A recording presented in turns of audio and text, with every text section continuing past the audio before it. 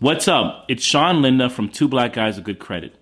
If managed supply runs is still on your to-do list, here's your sign to upgrade. Walmart Business has the tech, tools, and services that make it ridiculously easy to stock up for your office or team. Think scheduled deliveries, multi-user accounts, and even IT setup. Bonus, with a Walmart Business Plus membership, you get free shipping, spend analytics, and 2% rewards.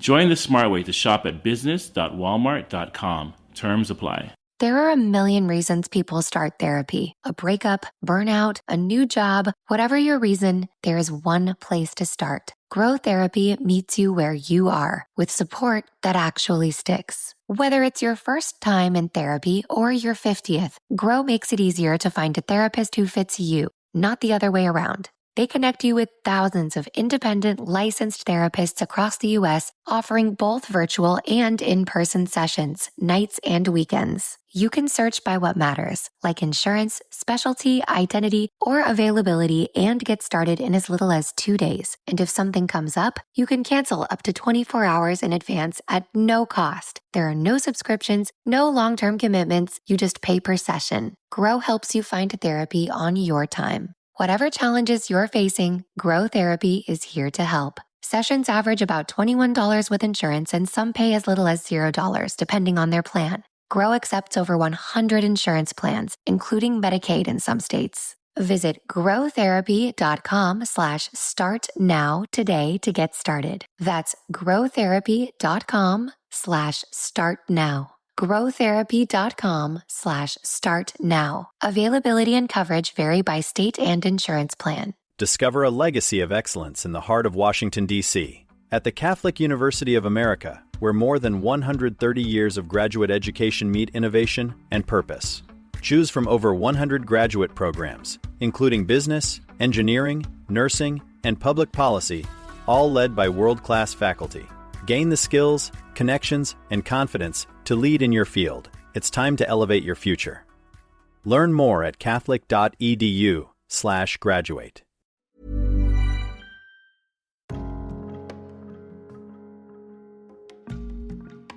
Welcome back to Mindful Mondays. I'm your host, Ashley Dupuy, and some of you will know me as Ashley Bentley. I've recently changed back to my maiden name, and I'll share more about that another time. But for now, just know you're in the right place. Same podcast, same me. This is your weekly space to slow down, soften the edges, and meet your inner world with curiosity and care. Right here on the Neurodivergent Experience podcast. So whether you're autistic, ADHD, highly sensitive, or simply curious about consciousness and change, you are very welcome here.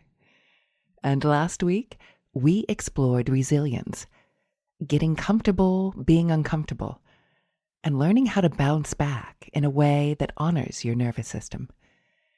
And today, we're going a layer deeper into the mind side of that, how we frame our experiences, and how embracing a growth mindset can gently change our state, our story, and the strategies we reach for.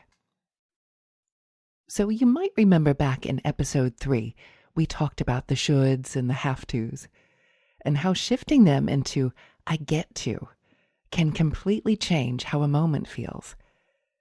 And today is like the long-form version of that idea. And as always, if you'd like to take this work further in practice, you can find my courses, yoga nidras, bedtime stories, and meditations over on Insight Timer. They're all designed to support sensitive and neurodivergent nervous systems to feel a little more held. So let's start with the raw material here. Thoughts. Thoughts often feel like they are happening to us. A running commentary popping up out of nowhere. You're behind.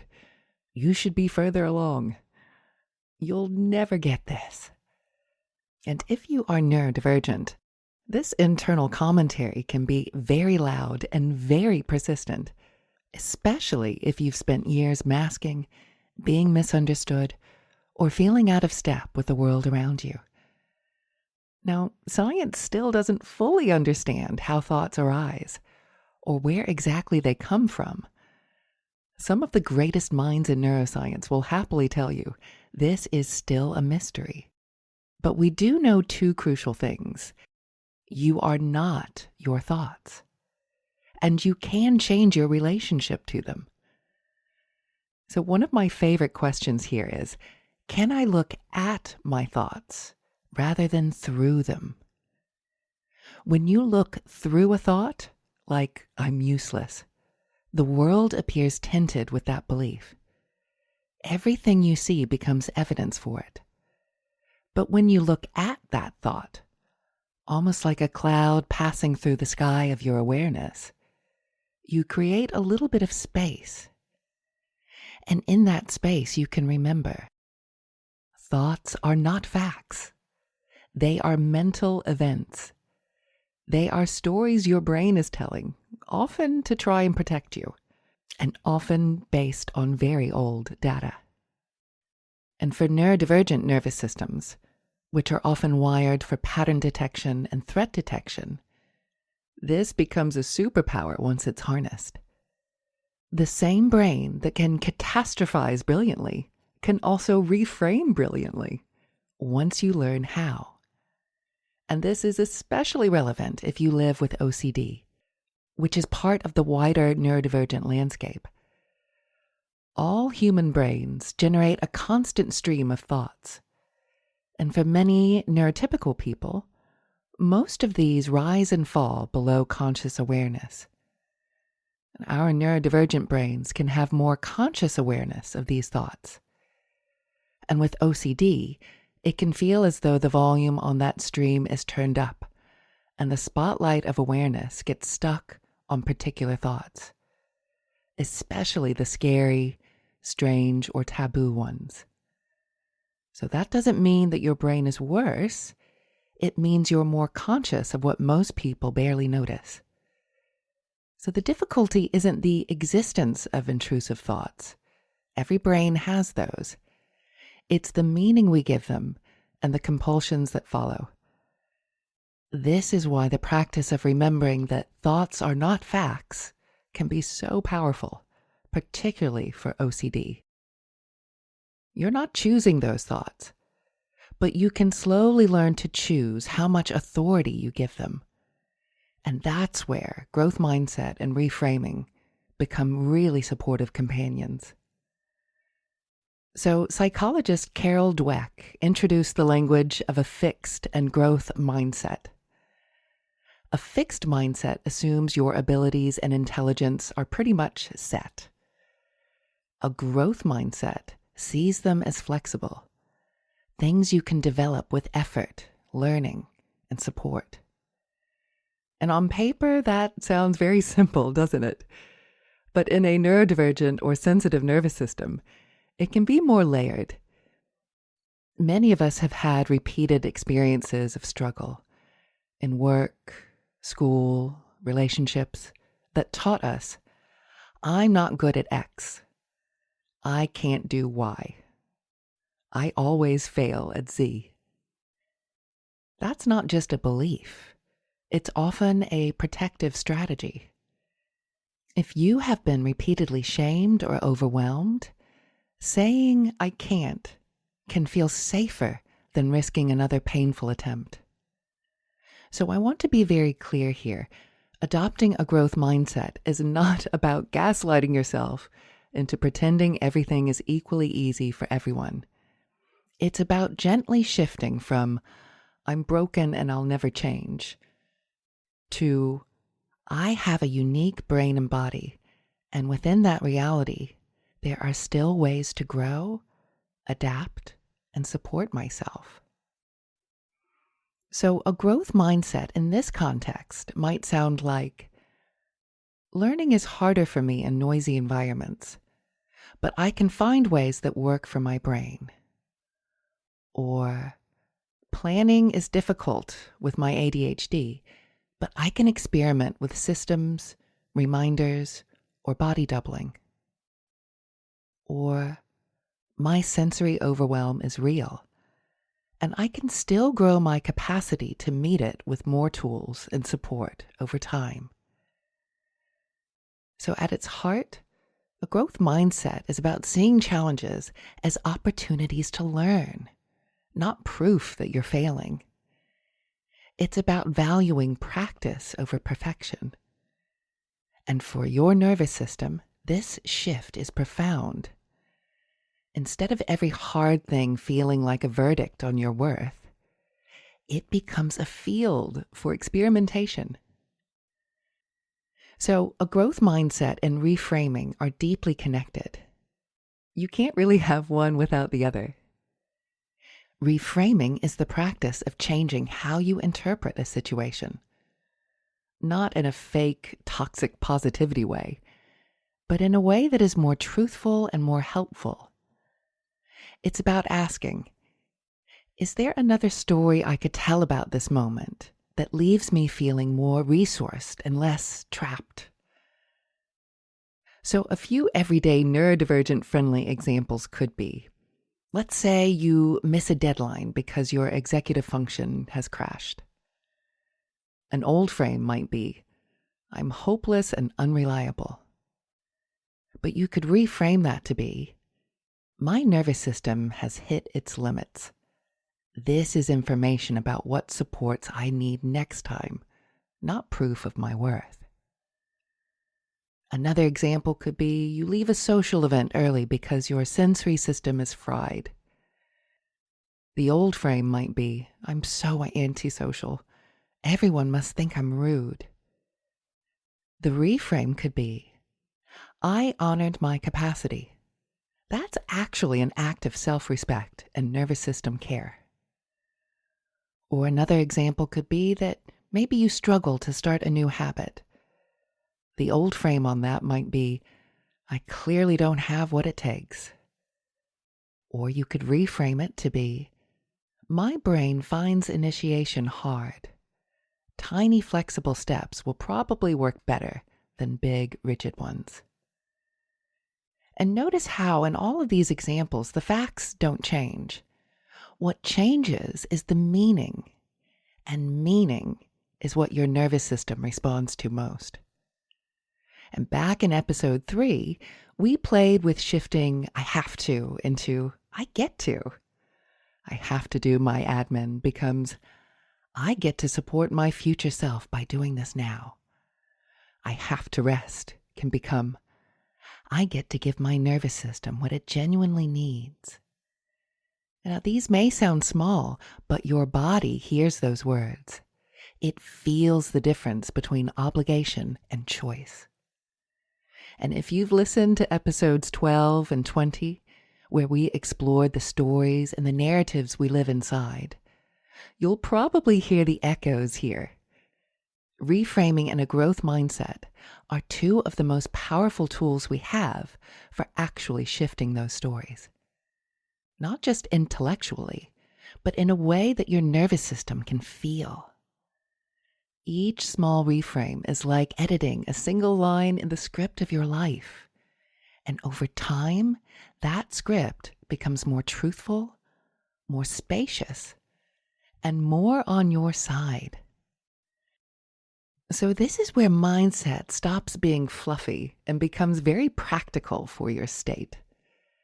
In episode 9, we talked about the nervous system ladder, the polyvagal ladder, the parasympathetic green regulated section at the top, and then moving down the ladder into the middle yellow sympathetic section, where there's fight, flight, and fawn. And then finally moving down to the bottom of the ladder into the red zone, the freeze or shutdown section. And framing and mindset about what's happening in any given moment can nudge you up or down that ladder. For example, you could have a thought of, I'm failing again. The emotion around that thought is shame and fear. How you experience it in the body might be a tight chest, shallow breathing, heart racing. And the likely state that you're in would be yellow or red, activation or shutdown. Now, if you reframe that thought to be, I'm learning what doesn't work for me, that's still data. So the emotion around that is curiosity. Maybe a bit of disappointment, but less shame. Feeling it in your body, your shoulders drop a little, and you breathe a bit deeper. So the likely state that you're in will be closer to green, closer to presence and connection. The external situation might be identical, but your inner narration has changed, and your physiology follows. And William James captured this beautifully when he said, most people live, whether physically, intellectually, or morally, in a very restricted circle of their potential being. Great emergencies and crises show us how much greater our vital resources are than we had supposed. Neurodivergent or not, we often live in a tiny circle of what's actually possible for us. When we consciously shift our mindset, we're not pretending everything is easy. We're stepping closer to that wider circle of our potential. And Hugh Mackay takes it further by challenging the cultural obsession with happiness. He says, wholeness is what we ought to be striving for, and part of that is sadness, disappointment, frustration, failure. I'd like just for a year to have a moratorium on the word happiness and to replace it with the word wholeness. Ask yourself, is this contributing to my wholeness? And if you're having a bad day, it is. And that's a profound reframe. Instead of, how do I get back to happy? The question becomes, how do I become more whole? And from a neurodivergent perspective, this is such a relief. Your hard days don't disqualify you from a meaningful life. They are part of the curriculum. So let's ground this in a few more human stories. Singer Tina Turner reflected on a life that included immense trauma and wrote about how her hardships gave her a mission. She said, after I began practicing Buddhism, I realized that my hardships could give me a mission, a purpose. I saw that by overcoming my obstacles, I could build indestructible happiness and inspire others to do the same. Everything that came my way, both the highs and the lows, became an opportunity for self-improvement and for sparking hope in others. So she's not saying that the abuse was okay. She's saying, I refuse to let this be meaningless. I will alchemize it. And that's growth mindset at an existential level. And comedian Joan Rivers, in her very direct way, puts it like this. She said, listen, I wish I could tell you it gets better, but it doesn't get better. You get better. The external world may always be messy and biased and unpredictable, and our nervous systems may always be a bit quirky, a bit tender, a bit extra. But we can grow in how we meet all of that. And author Kurt Vonnegut shares a story about being a teenager and listing all the things that he did: theater, choir, violin, piano, art classes, and then dismissing them by saying, I'm not any good at any of them. And the archaeologist that he was speaking to then said to him, I don't think being good at things is the point of doing them. You've got all of these wonderful experiences with different skills, and that all teaches you things and makes you an interesting person, no matter how well you do them. And for so many neurodivergent people raised in achievement-focused environments, this really hits home. And you may have internalized the idea that something is only worth it if you can win at it. And a growth mindset says, the process is what shapes you. The joy, the attempt, the curiosity, those are enough. And because episode 23 feels like the perfect moment for this, let's talk about basketball great Michael Jordan, who wore jersey number 23 and who's been very open about his neurodivergence. He said, "I have missed more than 9,000 shots in my career. I have lost almost 300 games. 26 times, I've been trusted to take the game-winning shot and missed. I've failed over and over and over again in my life, and that is why I succeed." Notice the reframe. Same facts, completely different meaning. Instead of, "I've failed a lot, therefore I'm a failure," it becomes, "I failed a lot, therefore I learned, therefore I grew." And for neurodivergent brains that often feel like we're failing at the neurotypical game, this is pure gold. It's growth mindset in action. Okay, so how do we actually apply this without turning it into another perfection project? Here are a few gentle invitations. First off, catch the fixed mindset sentence. Be on the lookout and listen for phrases like, "I'm just not the kind of person who," or "I'll never," or "What's the point?" You don't have to fight them, just notice them as old scripts. And start seeing if you can add in the word "yet" or the words "I'm learning to." And we discussed these back in episode 20. "I can't do that yet." Or "I'm learning how to do that."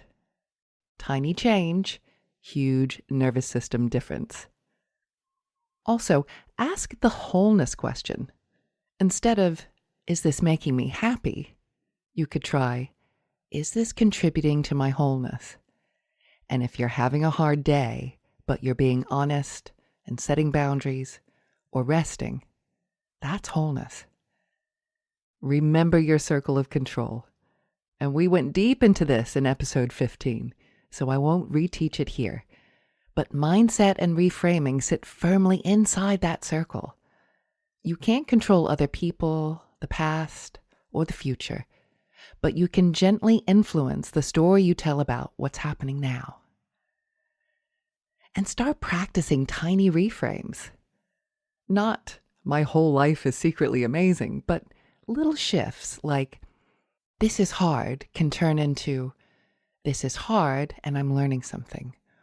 Or "I messed up" can turn into, "I messed up and I can repair or adjust." Or even "I'm behind" can turn into, "I'm on my timeline, not theirs." Over time, these little reframes become part of your default wiring. You're teaching your brain that challenge does not automatically equal catastrophe. So let's move into a guided practice to help you feel what reframing and growth mindset can be like from the inside.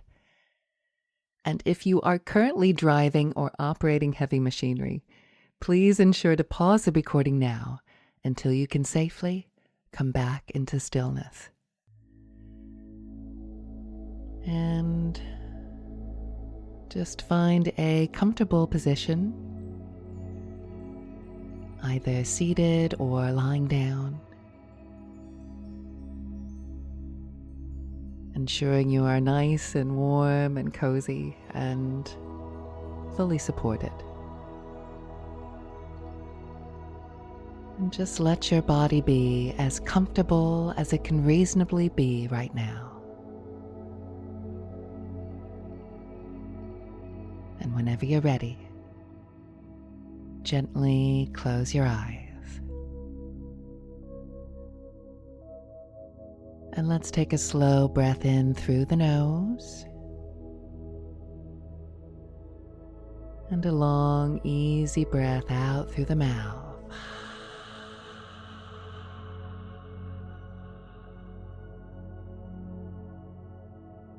And again, in through the nose. And out through the mouth. letting that exhale just be a touch longer than the inhale,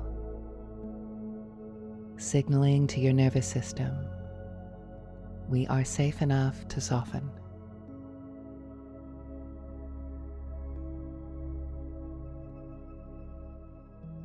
Good, that's right.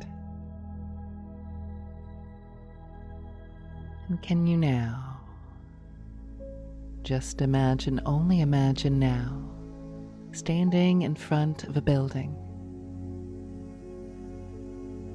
And from the outside, it looks a little like a cross between an art gallery and a library.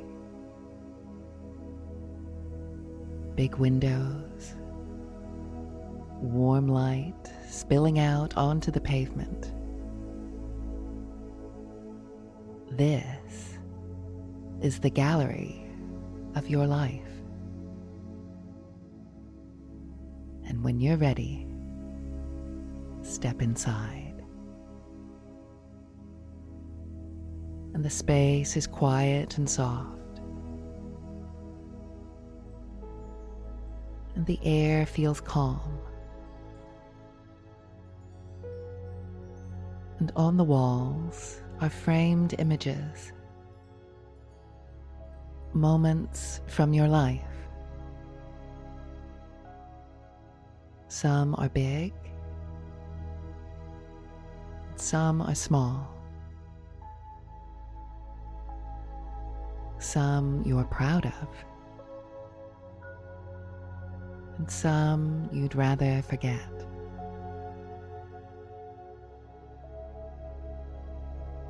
Just take a moment to notice what it feels like just to be here in this gallery of you.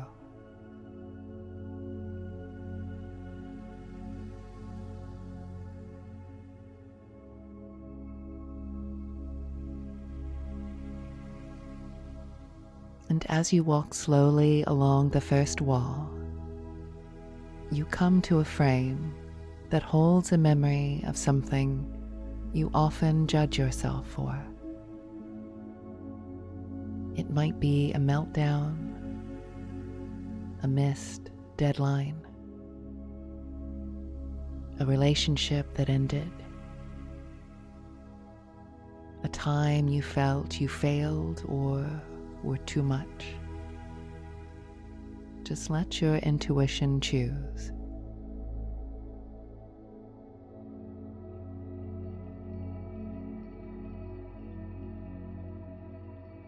And stand in front of this frame and notice what's happening in the picture.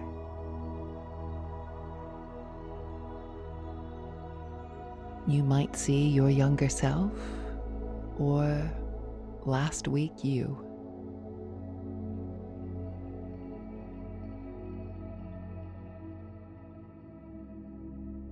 You might see colors, shapes, or just sense the moment. There is no right or wrong here.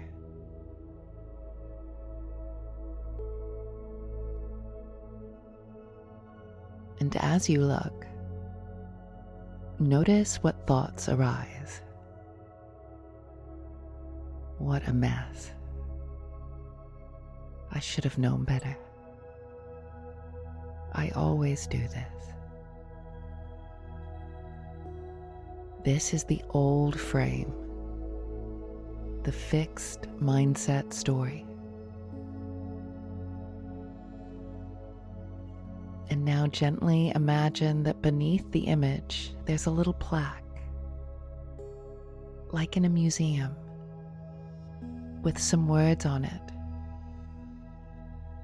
Right now, maybe it says something like failure or embarrassment or proof that I can't handle life. And take a breath. And imagine you're holding a small golden pen. And with as much kindness as you can muster, you're going to edit the plaque. You're not erasing what happened. You are updating its meaning. And maybe you write something like, evidence of how overwhelmed and unsupported I was, and how hard I tried with the tools that I had. Or a turning point that showed me what my nervous system actually needs. Or a moment that hurt and also nudged me toward better boundaries or diagnosis or self-knowledge. Just let your own words arise. You don't have to make it pretty. Just more honest, more compassionate, more growth-oriented. And take your time.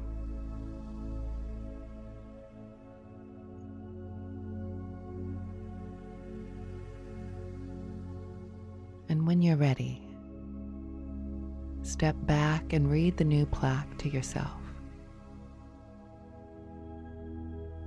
And notice what happens in your body as the meaning shifts. Maybe your jaw softens. Maybe your shoulders drop a little. Maybe your breath deepens. You've just practiced reframing in a way that your nervous system can feel.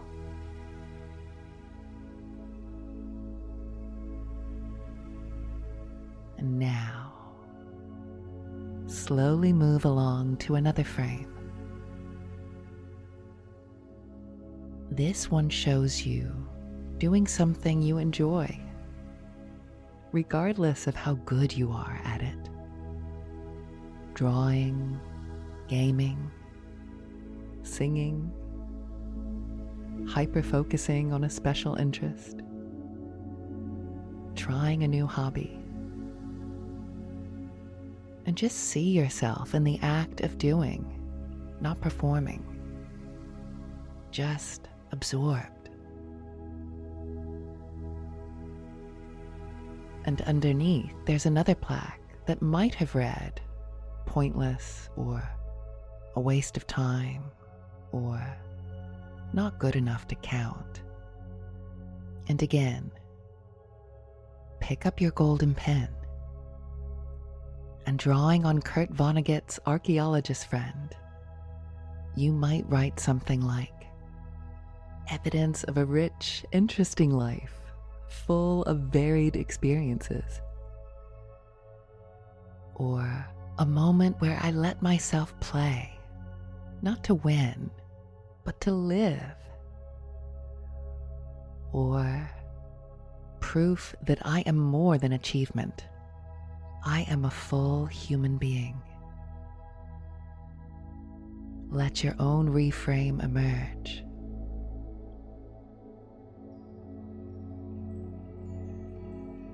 And read it back. And feel how it lands.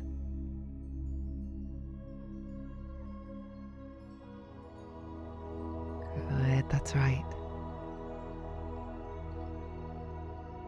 And now, for a moment, imagine the entire gallery. All the frames that currently have harsh labels under them. All the moments you've secretly used as proof that you're failing at life. And see them gently glowing with a soft light, as if each one is being updated, one plaque at a time. Not into fake positivity, but into truthful kindness.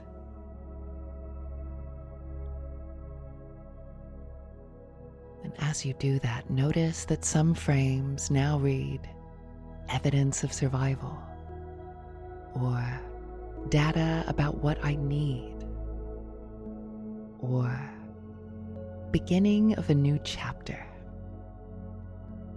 or proof that I keep going. And breathe that in. And notice now how it feels to imagine your life narrated in this way. And in the center of this gallery, you notice a small table with a blank card on it. And on the card is a simple prompt.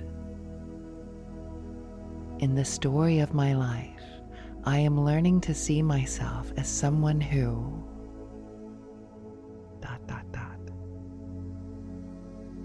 Let your mind complete that sentence from a growth mindset place. It could be, in the story of my life, I am learning to see myself as someone who keeps trying, even when it's hard. Or as someone who learns from my nervous system, not fights it. Or is allowed to be sensitive and still strong. Or is writing a kinder story, one page at a time. Choose your own words.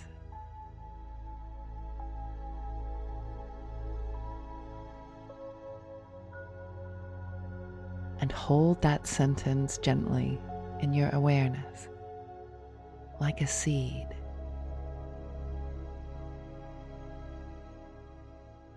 And we'll turn it into a tiny affirmation now, something your brain can come back to. Repeating silently inside 2 or 3 times now, I am learning to see myself as someone who...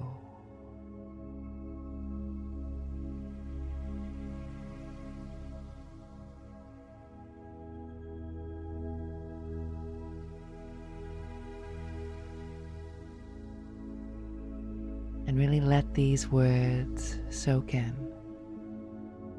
not as a demand, but as an invitation.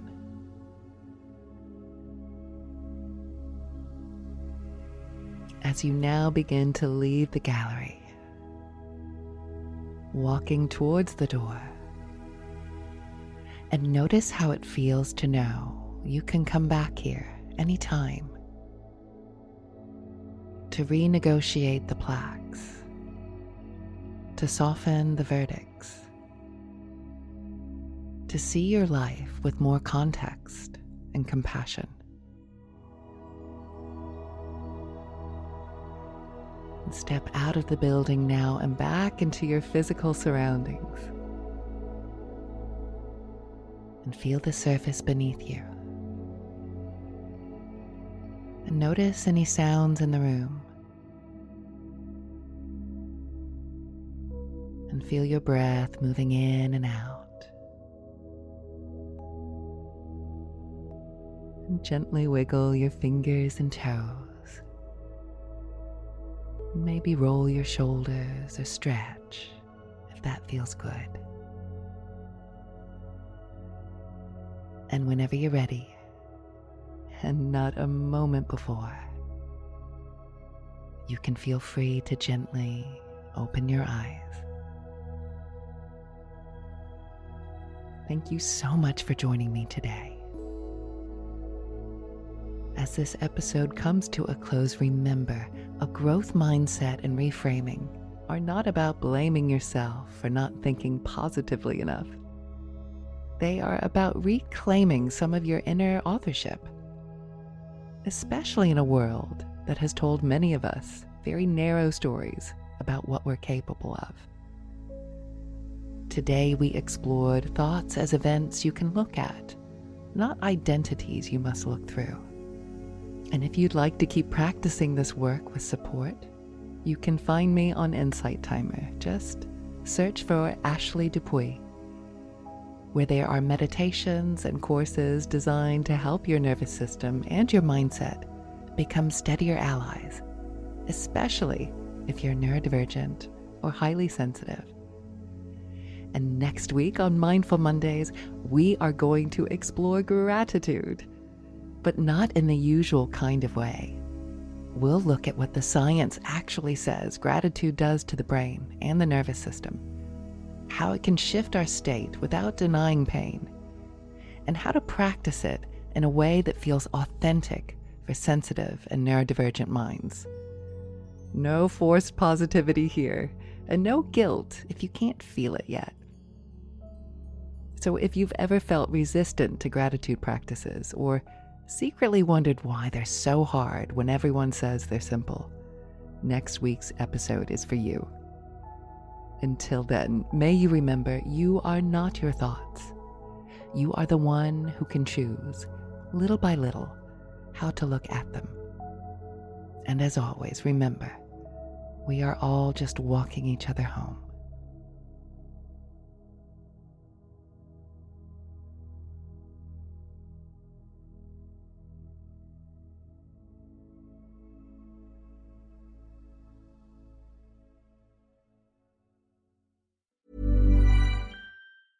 Dreaming of getting the all-new iPhone 17 Pro designed to be the most powerful iPhone ever? Then stay in bed and let a Boost Mobile expert deliver and set it up for you. Oh, actually, they will have to get up and open the door. Oh, right. Delivery available for select devices purchased at boostmobile.com. Terms apply. Here's how to stay alive longer so you can enjoy Boost Mobile's unlimited plan with a price that never goes up. Do not mistake a wasp nest for a piñata.